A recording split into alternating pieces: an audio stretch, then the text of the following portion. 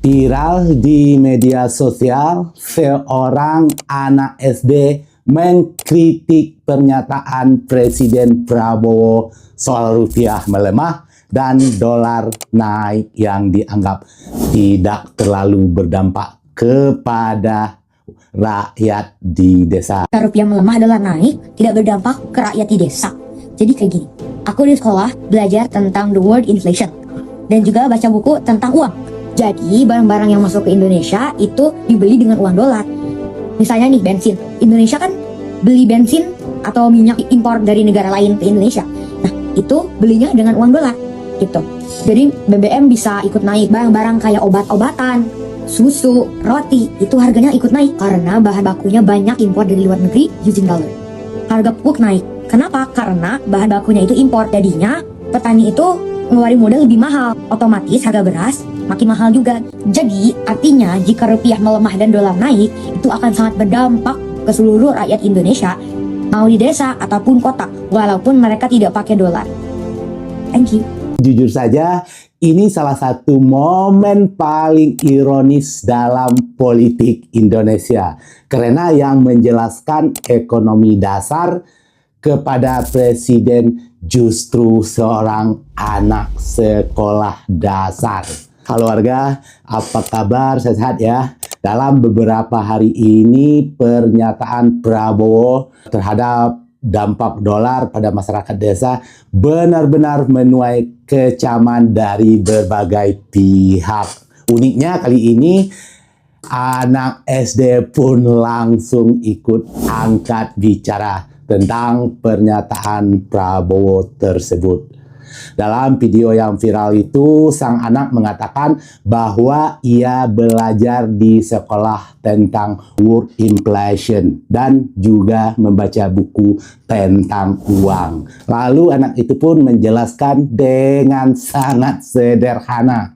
Barang-barang yang masuk ke Indonesia itu dibeli menggunakan uang dolar. Artinya ketika rupiah melemah dan dolar naik, maka harga barang impor otomatis ikut naik. Anak itu lalu memberi contoh yang sangat nyata. Indonesia masih impor BBM dari luar negeri, kata anak itu. Dan pembelian menggunakan dolar. Kalau dolar naik, maka harga BBM juga bisa ikutan naik. Dan efeknya tidak berhenti sampai di situ. Susu, roti, tempe, tahu, dan berbagai kebutuhan lainnya juga ikut terdampak. Karena banyak bahan baku yang masih kita impor. Contoh lain, pupuk juga naik karena bahan produksinya banyak berasal dari luar negeri. Akibatnya petani harus mengeluarkan modal lebih mahal. Dan kalau modal pertanian naik, maka harga beras juga ikutan naik. Jadi sebenarnya penjelasan anak SD ini sederhana sekali. Kalau rupiah melemah dan dolar naik, maka dampaknya akan terasa ke seluruh rakyat di Indonesia, termasuk rakyat yang ada di desa-desa. Dan disinilah kita mulai bingung. Kenapa sih logika sesederhana ini justru dijelaskan oleh anak SD kepada seorang presiden? Lah petani aja paham kalau dolar naik, pupuk udah otomatis naik.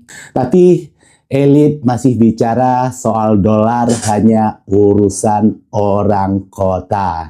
Padahal ekonomi itu saling terhubung. BBM naik, ongkos transportasi naik. Transport naik, harga barang naik. Pupuk naik, biaya tanam pasti naik.